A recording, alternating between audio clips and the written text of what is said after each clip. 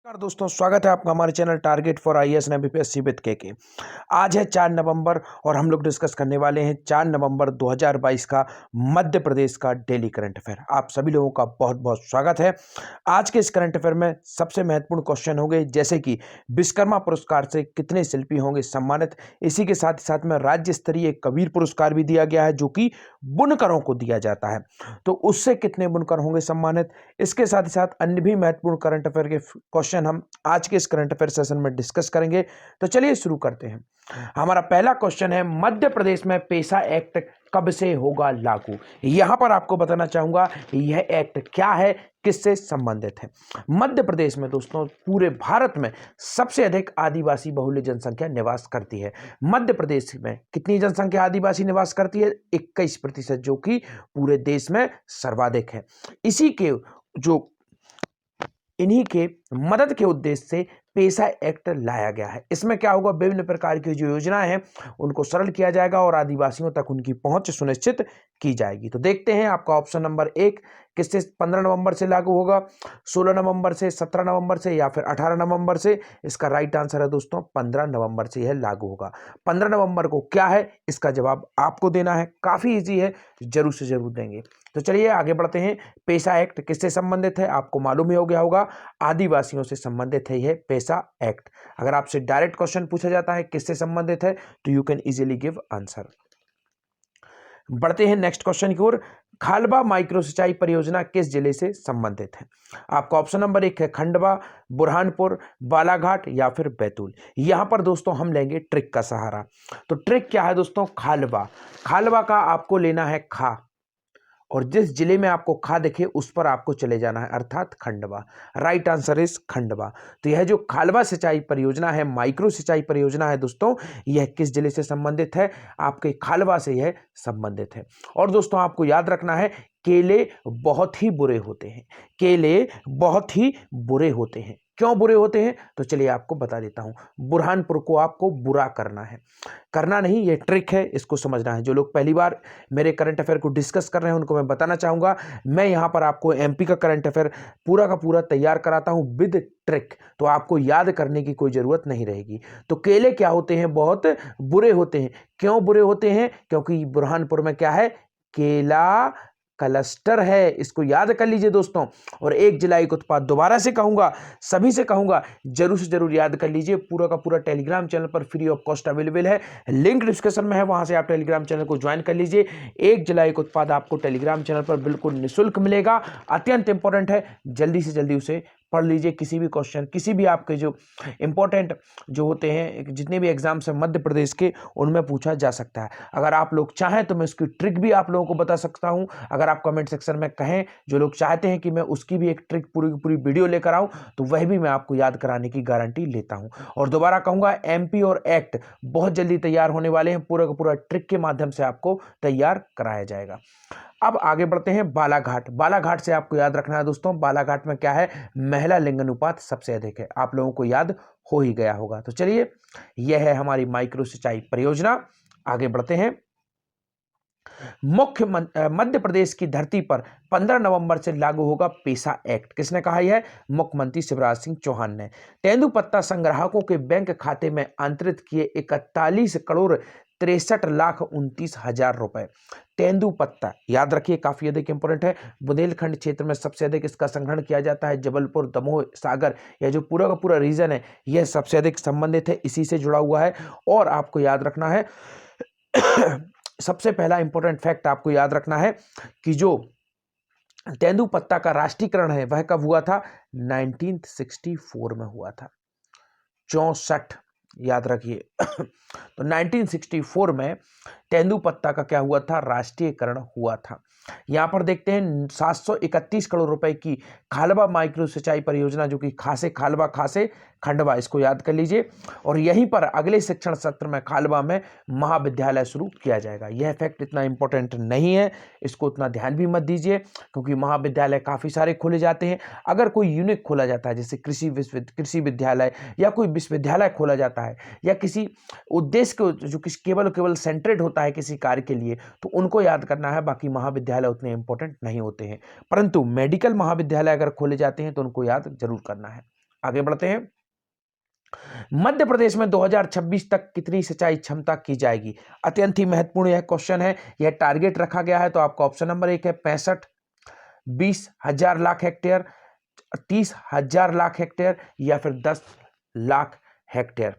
तो आपको याद रखना है 65 लाख हेक्टेयर, सॉरी दोस्तों मैंने 1000 कहा होगा, उसके लिए क्षमा चाहूंगा। 65 lakh hectare, 20 lakh hectare, 30 lakh hectare या फिर 10 लाख हेक्टेयर। इसका राइट आंसर है दोस्तों आपका 65 लाख हेक्टेयर। इसको आपको जरूर से जरूर याद रखना है। अब इसको याद कैसे रखना है? 65 याद रखिए, क्या बोलते हैं इसे? 65 बोला जाता है हिंदी में, और 65 और 65 से लगभग लगा हुआ क्या है? 65। इन दोनों को याद रखना है, 65 65 65 65। तो आपको याद रखना है 65 पहनकर मध्य प्रदेश की जो सिंचाई क्षमता है उसको बढ़ा दिया जाएगा। क्या कर दिया जाएगा? बढ़ा दिया जाएगा 2026 तक। तो इस फैक्ट को आपको याद रखना है। यह रही आपकी सिंचाई क्षमता। आगे बढ़ते हैं। मध्य प्रदेश की वर्तमान सिंचाई क्षमता कितनी है? तो यह अत्यंत ही इंपॉर्टेंट क्वेश्चन है, क्योंकि यहां पर आपसे वर्तमान सिंचाई क्षमता के बारे में पूछा गया है।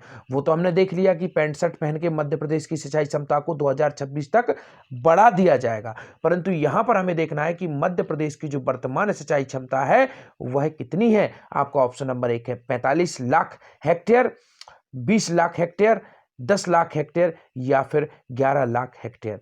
तो आपको यहां पर यह भी आपको याद रखना है 45 लाख हेक्टेयर मध्य प्रदेश की वर्तमान सिंचाई क्षमता है, और इसे कितना कर दिया जाएगा? 65 कर दिया जाएगा। तो 45 45 पे, इसमें वर्ड क्या आता है? पहला पे, अर्थात जो मध्य प्रदेश की वर्तमान सिंचाई क्षमता है वो क्या कर रही है? पे कर रही है। क्या कर रही है? पे कर रही है। हम बोलते नहीं यह तो पे करता रहता है। तो इस तरीके से आपको उसको याद रखना है। मध्य प्रदेश की जो वर्तमान सिंचाई क्षमता है वह क्या कर रही है?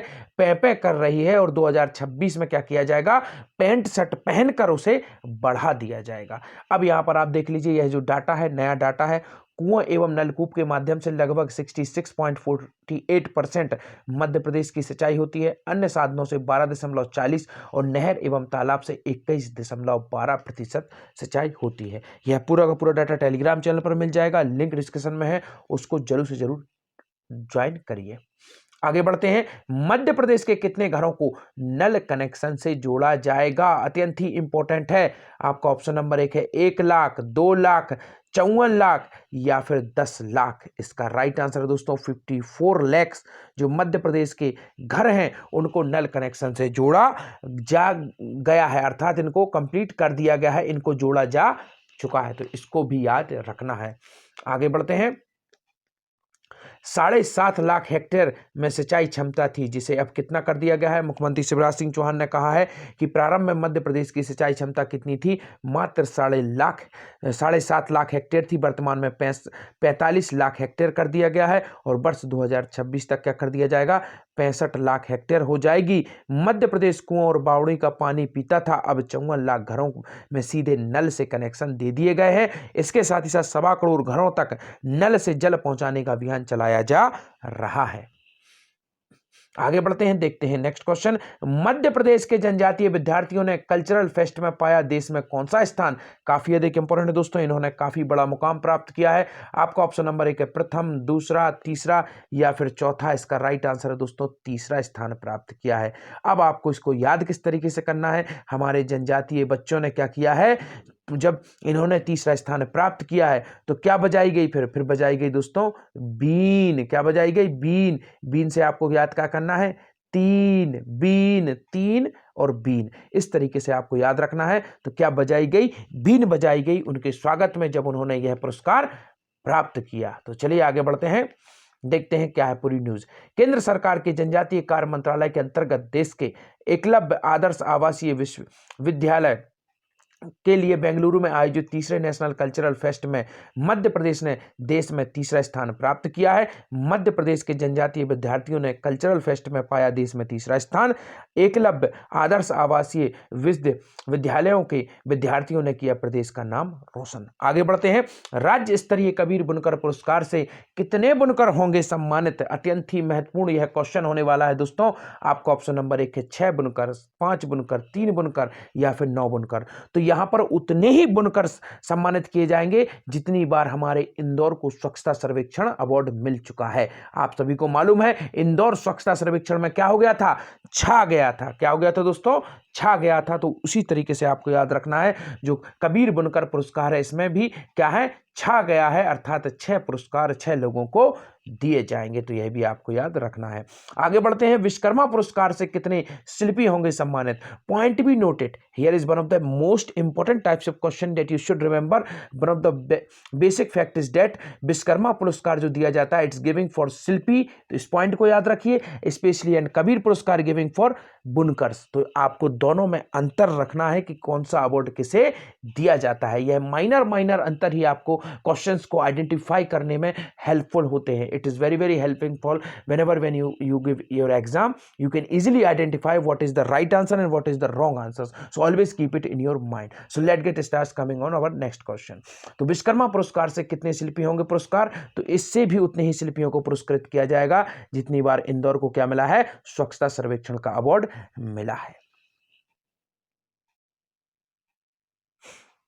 राज्य स्तरीय कबीर बुनकर विश्वकर्मा पुरस्कार समारोह कब होगा, 4 नवंबर को किया जाएगा।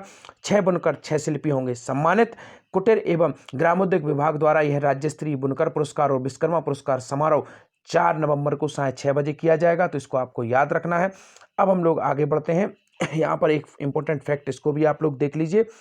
समारोह की अध्यक्षता कौन करेंगी, पद्मश्री विजेता श्री दुर्गाबाई करेंगी। इनको आपको याद रखना है, काफ़ी अधिक इंपॉर्टेंट है। यह कौन है, यह चित्रकार है, अभी हाल ही में इन्हें पद्मश्री भी दिया गया था। तो इस फैक्ट को भी आपको याद रखना है।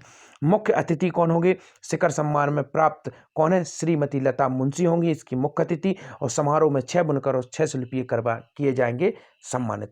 अब हम देखते हैं जो प्रथम पुरस्कार विजेता होगा उसे कितना दिया जाएगा, 1 लाख रुपए दिया जाएगा। द्वितीय पुरस्कार विजेता को 50,000 रुपए और तृतीय पुरस्कार विजेता को 25,000 रुपए सम्मान राशि दी जाएगी। अब हम देखते हैं 2020-21 का जो कबीर पुरस्कार है दोस्तों, वह प्रथम श्री वसीम मोहम्मद को दिया गया है, चंदेरी से संबंधित है ये। और दूसरा श्रीमती रेखाबाई को दिया गया है, कोली चंदेरी से ही यह भी संबंधित है। और तीसरा दिया गया है श्री मूलचंद्र श्रावणकर को दिया गया है जो महेश्वर से संबंधित है। और महेश्वर की साड़ियां काफ़ी अधिक फेमस हैं। वर्ष 2021 व 22 का तो दोनों को एक साथ दिया जा रहा है। काफ़ी सारे ऐसे अवार्ड हैं जो कि मैं आपको पहले भी डिस्कस कर चुका हूं, चाहे वह लता मंगेशकर हो, कबीर सम्मान हो, इसके साथ ही साथ में आपका जो किशोर कुमार सम्मान है, जनजातीय समारोह है, आपका साहित्य अकेडमी के पुरस्कार है, तानसेन पुरस्कार है, सभी कुछ मैं आपको पहले बता चुका हूं। लिंक डिस्कशन में है, आप टेलीग्राम चैनल को ज्वाइन करिए, वहां पर आपको फ्री ऑफ कॉस्ट ये सभी की सभी डाटा मिल जाएगा, क्योंकि this is most important types of data for your upcoming exam which is conduct bye Madhya Pradesh government. तो 2021-22 का कबीर बुनकर पुरस्कार प्रथम श्री मोहम्मद वसीम को दिया गया है, चंदेरी से संबंधित हैं, और दूसरा महेश्वर काली को दिया गया है, शिवपुरी से संबंधित हैं, और तीसरा राजू पंथी को दिया गया है जो कि चंदेरी से संबंधित है।